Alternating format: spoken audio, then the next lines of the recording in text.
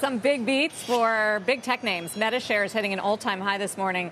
The company posting 22% revenue growth, and Microsoft seeing an 18% jump in revenue for the quarter. The stocks are passing $4 trillion in market value. Amazon and Apple reporting next with results after the bell. Joining us now is Oppenheimer's Jason Helfstein. He covers Meta and Amazon.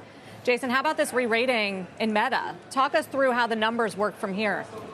Sure. So now there's a view that they can sustain 20%, call it potentially plus for the next 2 quarters.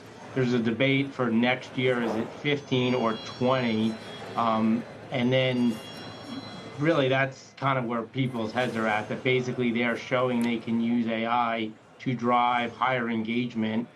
You had the highest acceleration in impressions since the fourth quarter of 23. They were up 11%.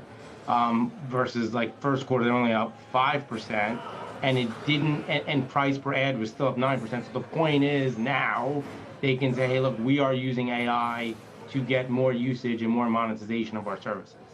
Right. It was that ROI use case, a pretty clear statement, I guess, we got from Meta on that front. So what does it do to valuation after a move like this?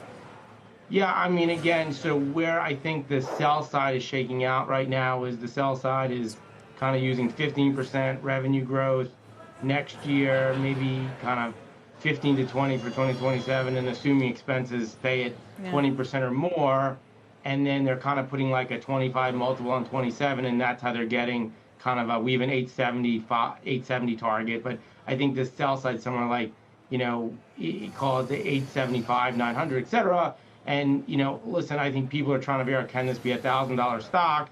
I think to do that, you would need to probably do 20% growth next year and then potentially have expenses, though, come in below what they've implied they're going to be. So, I mean, there's definitely going to be like an acceleration of expenses is what they're saying. The question is, do you think that they're being conservative or sandbagging?